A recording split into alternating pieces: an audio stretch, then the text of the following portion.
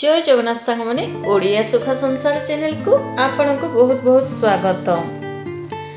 कर्कट राशि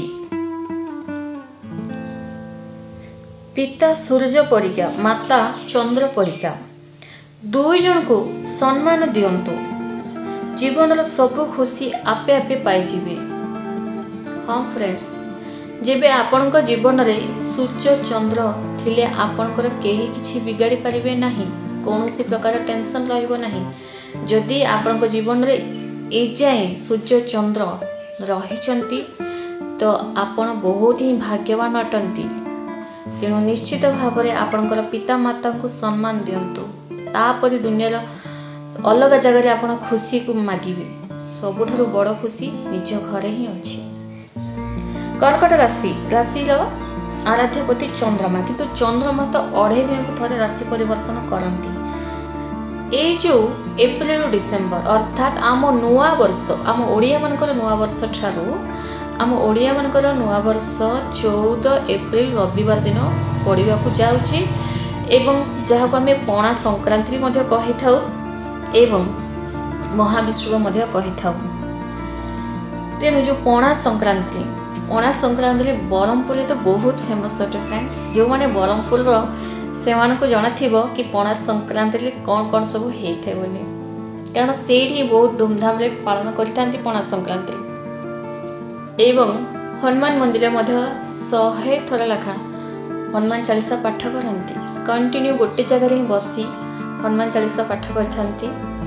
तो आसन जानिबा कर्कट राशि बेले ए जो एप्रिल डिसेम्बर आपण जीवन में कौन परिवर्तन रही।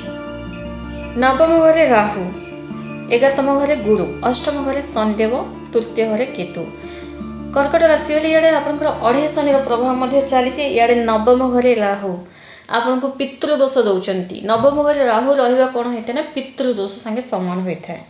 18 वर्ष पर एमती एक स्थिति आसी दुर्भाग्य होता है, कौन सी सौभाग्य मिल न था, दुर्भाग्य ही मिलता है।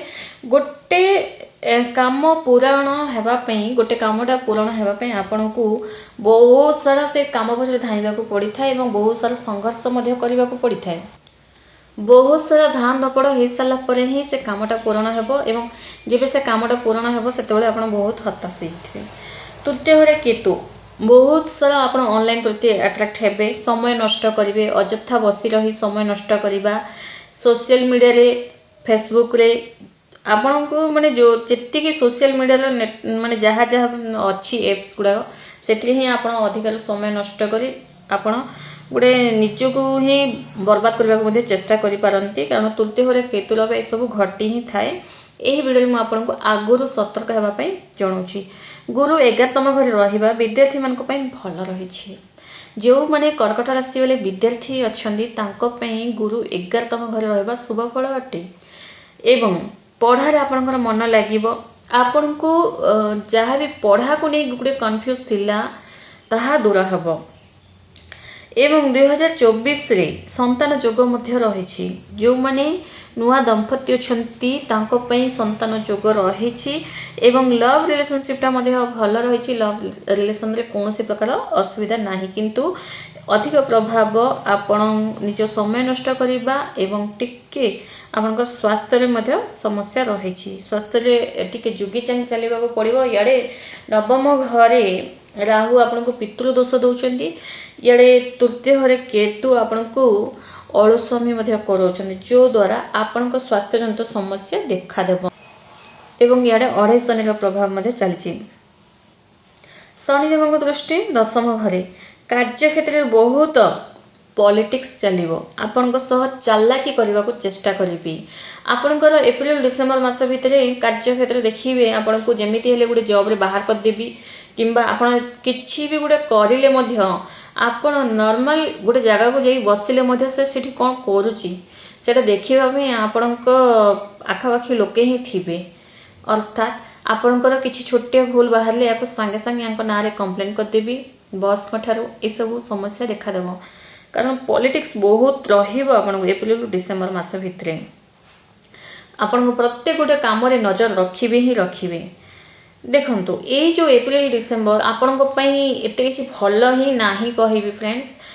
ଦେଖ विद्यार्थी मान भल रही एवं लव रिलेशनशिपटा भल रही संतान जोग रही किंतु आपणकर कैरियर मामलें आपण स्वास्थ्य मामलें एत किसी भल ना आपणकर कैरियर बनब किंतु बहुत सारा संघर्ष करने को पड़ो बहुत सारा माने आपण माइंड टाक पॉजिटिव रे पूरा एकदम पॉजिटिव माने पॉजिटिव रे रखा ही पड़ो तेबे जाए आपण जहाँ सब किसी भी अट्रैक्ट करेंगे एमती नुहे जस्ट नॉर्मल आपण किसी भी माने जॉबटा कैरियर बनवा चाहूँगी तो करवा टे असंभव एवं निज माध्यम रे केबे भी चाकरी चेंज करदेवी बोली केबे भी निज तुंडरे मध्य से कथाटा उठातु नाही करूला काम कर चलतु कारण चाकरी चेंज करदेवी गोटे पावर आसिक आपण कहीदेले कौन हो आपणकर ग्रह स्थिति अनुसार निजे जाशुणी चाकरी चेंज करवा माने आपण निजे ठकामी पड़वा संगे सामान होता है।